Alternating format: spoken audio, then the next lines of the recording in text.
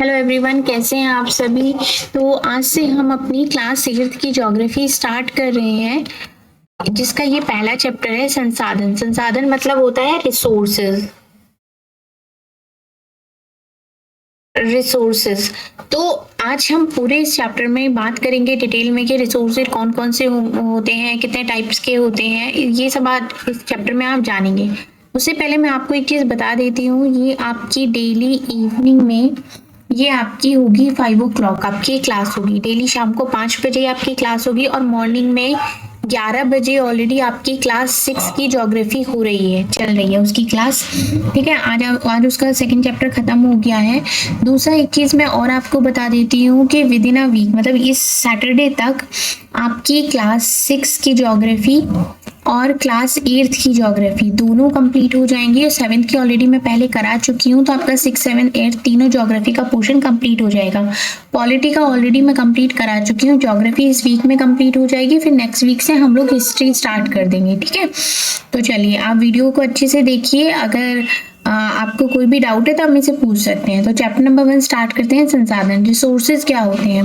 अब यहाँ पर कुछ बच्चे बात कर रहे हैं, मोना और राजू अपना घर साफ करने में अम्मा की मदद कर रहे थे। इन सभी चीजों को देखो, अम्मा कपड़े, बर्तन, अनाज, कंघा, शहद की बोतल, किताबें, इनमें से प्रत्येक उपयोगी है। मोना ने कहा इसलिए ये महत्वपूर्ण है। अम्मा ने कहा ये संसाधन है। अब संसाधन क्या है, अम्मा ने राजू से प्रश्न पूछ लिया। अम्मा ने बताया प्रत्येक वस्तु जिसका उपयोग आवश्यकताओं को पूरा करने के लिए किया जाता है वह संसाधन है। मतलब हम अपनी आवश्यकताओं को पूरा करने के लिए जिस जिस वस्तु का यूज करते हैं वही संसाधन है।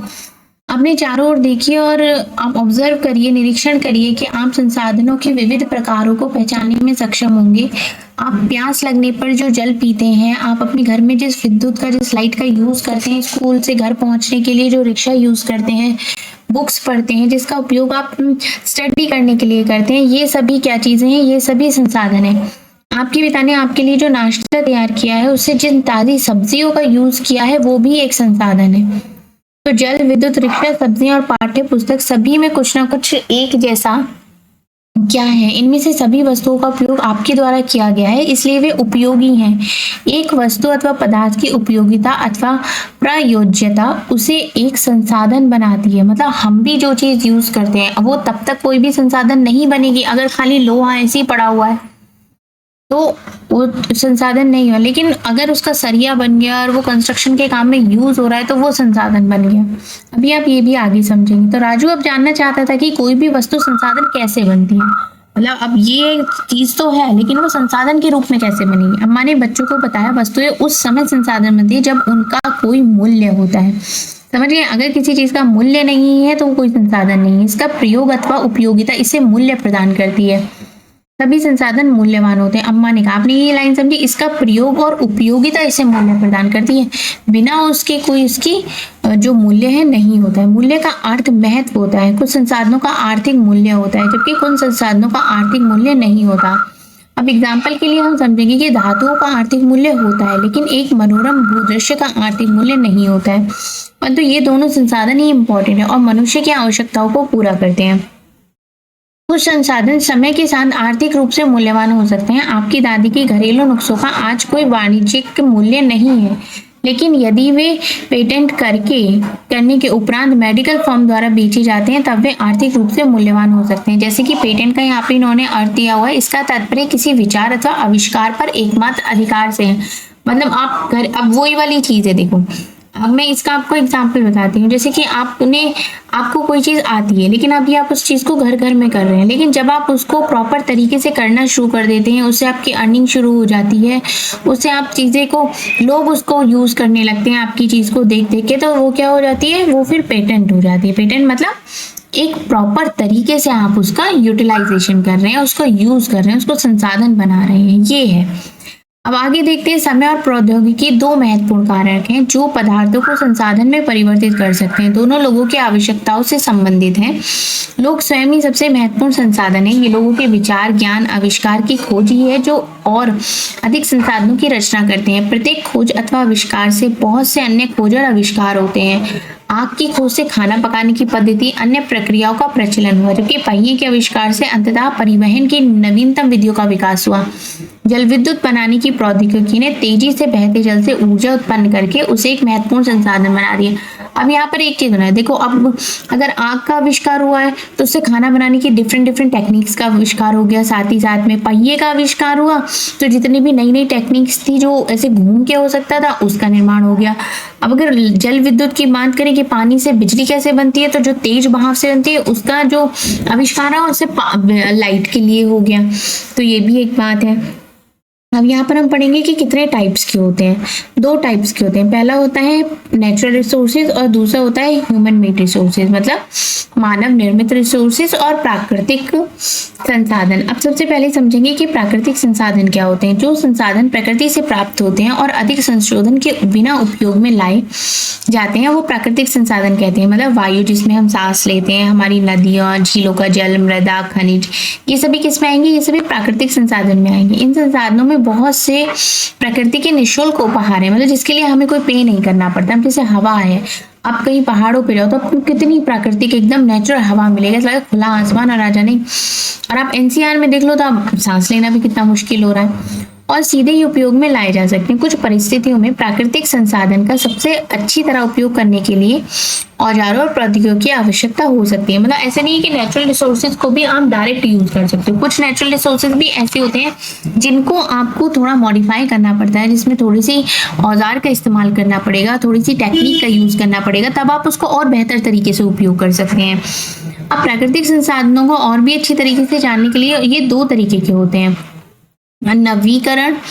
नवीकरणीय और अनवीकरणीय संसाधनों में विभाजित किया जाता है। ये क्या होता है नवीकरणीय, ये होता है रीयूजेबल जो संसाधन होते हैं। ये वो संसाधन जो शीघ्रता से नवीकृत अथवा पुनः पूरित हो जाते हैं। इनमें से कुछ असीमित है जो मतलब अनलिमिटेड है, जैसे कि सौर ऊर्जा हो गई या पवन ऊर्जा हो गई, ये क्या है अनलिमिटेड है और जो ह्यूमन एक्टिविटीज होती है उन पर इसका कोई प्रभाव भी नहीं पड़ता। लेकिन फिर भी कुछ ऐसे संसाधन है जैसे कि जल, मृदा, वन की लापरवाही से किया गया उपयोग उनके भंडारण को प्रभावित करता है। मतलब अगर जैसे कि जल है, आप अनलिमिटेड नहीं है ये जल, अगर आप इसका यूज नहीं करेंगे या इसका यूज अच्छी तरीके से नहीं करेंगे और ऐसे ही करते रहेंगे तो ये बहुत जल्दी खत्म हो जाएगा। मिट्टी है, आपने सदगुरु का भी देखा होगा, वो सेव सॉइल करके उन्होंने कैंपेन चलाई हुई है जैसे कि मिट्टी को बचाने की हो। अब वो क्या है कि भाई मिट्टी को कैसे बचाएंगे, क्योंकि आज की जो मिट्टी है वो इस तरीके से खराब हुई जा रही है कि उसमें कोई चीज उपज ही नहीं सकती, वो बंजर होती जा रही है। जब अगर मिट्टी ही बंजर हो जाएगी तो ये जितने भी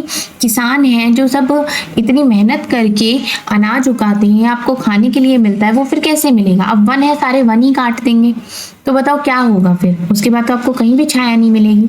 तो ये वाली चीज है, उनको अगर आप इनको बिना सोचे समझे इस्तेमाल करेंगे तो वो उनके भंडारण को, मतलब जो उनकी स्टोरेज है उसको डेफिनेटली वो प्रभावित करेगा।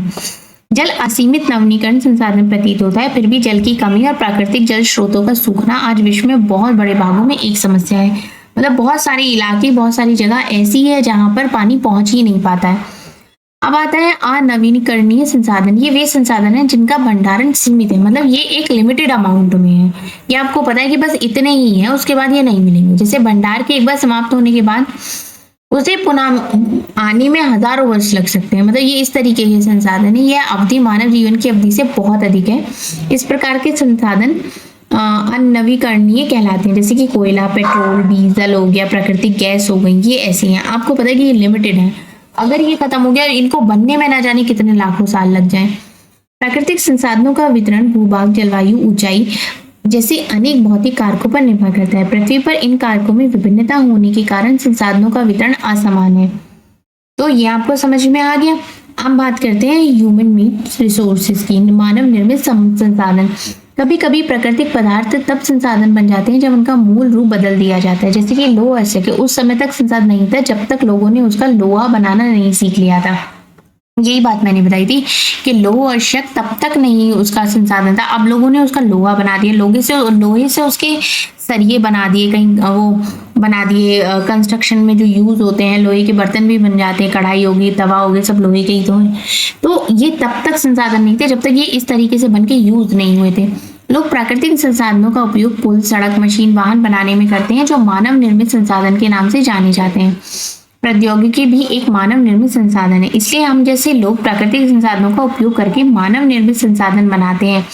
मोना ने समझाते हुए कहा और राजू ने भी उसकी स्वीकृति में सर हिलाया। अब यहाँ पर बात करते हैं मानव संसाधन। ये कुछ एक्टिविटी है, आप करके देख सकते हैं। अब यहाँ देखते हैं कि मानव, क्या आप जानते हैं मानव संसाधन से तात्पर्य लोगों की संख्या और योग्यता से है। यद्यपि मानव को संसाधन मानने के संदर्भ में लोगों में मतभेद है, इतना होते हुए भी इस तथ्य से इनकार नहीं किया जा सकता कि मूलतः मनुष्य की कुशलताएं ही भौतिक पदार्थों की मूल्यवान संसाधन बनाने में सहायता करती हैं। लोग और अधिक संसाधन बनाने के लिए प्रकृति का सबसे अच्छा उपयोग तभी कर सकते हैं जब उसके पास ऐसा करने का ज्ञान और कौशल होगा। भाई आप ये चीज जो संसाधन के रूप में बनी है, अब आप सोचो अगर लोगों को ये ज्ञान ही ना हो कि खाना कैसे बनेगा, तो वो तो सीधा सब्जी लाए कढ़ाई में डालिए होता है, तो उसको पता है। अब पालक की आप ले आओ, पालक की आप डिफरेंट रेसिपीज बना सकते हो। मैं एक एग्जाम्पल दे रही हूँ। तो ये जो टेक्नोलॉजी है, लोगों के अंदर इतना कौशल था तभी तो उन्होंने इसको इस हद तक यूज करना शुरू कर दिया। तो यही यहाँ पर बात बता रहे हैं। इसलिए मनुष्य एक विशिष्ट प्रकार का संसाधन है, ह्यूमन भी एक रिसोर्स है। अतः लोग मानव संसाधन है। शिक्षा, स्वास्थ्य लोगों को बहुमूल्य संसाधन बनाने में मदद करते हैं। अधिक संसाधनों के निर्माण में समर्थ होने के लिए लोगों के कौशल में सुधार करना मानव संसाधन विकास कहलाता है। ठीक है, अब संसाधन संरक्षण हम कैसे कर सकते हैं, ठीक है, इसके ऊपर भी बात कर लेते हैं। जैसे कि मोना ने एक बुरा सपना देखा। उसने देखा कि पृथ्वी पर सारा जल सूख गया है, सारे पेड़ कट गए हैं, वहां पर ना ही छाया थी, कुछ खाने के लिए भी नहीं था। लोग परेशान हो रहे थे, चारों तरफ भोजन और छाया की तलाश में निराश घूम रहे थे। उसने अपनी माँ को सपने के बारे में बताया। उसने पूछा, अम्मा क्या ये ऐसा सच में हो सकता है? तो अम्मा ने उत्तर दिया, हाँ, हम नवीनकरणीय संसाधनों के प्रति सतर्क नहीं रहते हैं तो वे बहुत दुर्लभ हो सकते हैं और जो ये अनवीकरणीय संसाधन निश्चय ही समाप्त हो सकते हैं। तो राजू ने पूछा, हम इसके लिए क्या कर सकते हैं? तो अम्मा ने उत्तर दिया, आप अपने दोस्तों से इस बारे में बात क्यों नहीं करते? चलिए आगे देखते हैं। संसाधन का सतर्कता पूर्वक उपयोग करना और उन्हें नवीकरण के लिए समय देना संसाधन संरक्षण कहलाता है। संसाधनों का उपयोग करने की आवश्यकता और भविष्य के लिए उनके संरक्षण में संतुलन बनाना। जैसे कि हमें वाटर को कभी भी वेस्ट नहीं करना चाहिए, जितना हमें यूज हो उतना डेफिनेटली हम यूज करें, लेकिन ऐसा नहीं है कि टैप खुली हुई है और बाल्टी में से पानी बह रहा है और आप इधर उधर घूम रहे हैं, ये चीज नहीं होनी चाहिए। तो वो वाली बात है। संसाधनों के संरक्षण के अनेक तरीके हैं। प्रत्येक व्यक्ति उपभोग को कम करके वस्तुओं के पुनः चक्रण और पुनः उपयोग द्वारा योगदान दे सकता है। यह एक विभिन्नता बताता है क्योंकि सभी जीवन एक दूसरे से जुड़े हुए हैं। उस शाम बच्चों और उनके मित्रों ने पुराने समाचार पत्रों में व्यस्त वस्त्रों और बांस की डंडिया के लिफाफे लगाए और खरीदारी के लिए थैले बनाए। अब ये क्या कर रहे हैं, यूज कर रहे हैं, ये पुरानी चीजों को यूज करके कैसे उनको और भी ज्यादा यूटिलाइज किया जा सकता है। हम इन वस्तुओं में से कुछ वस्तुएं उन परिवारों को देंगे जिन्हें हम जानते हैं। मुस्तफा ने कहा, अपने संसाधन को बचाना और अपनी पृथ्वी को सजीव रखना एक बहुत अच्छा कार्य है। जस्सी ने कहा, मैं बहुत ही सतर्क रहूंगी कि कागज व्यर्थ ना हो। उसने स्पष्ट किया कि कागज बनाने के लिए बहुत सारे पेड़ों को काट दिया जाता है, तो इस बात का ध्यान रखेंगे। अब सतत पोषणीय विकास के कुछ सिद्धांत भी हैं। यहाँ पर मैं ध्यान रखूंगा कि मेरे घर में विद्युत व्यर्थ ना हो। मुस्तफा ने जोर से कहा, विद्युत जल और कोयले से मिलती है। मैं विश्वास दिलाती हूँ कि घर में जल बेकार नहीं होगा, जल की एक एक बूंद मूल्यवान है। आशा ने कहा। बच्चों ने कहा, हम सब मिलकर अंतर ला सकते हैं।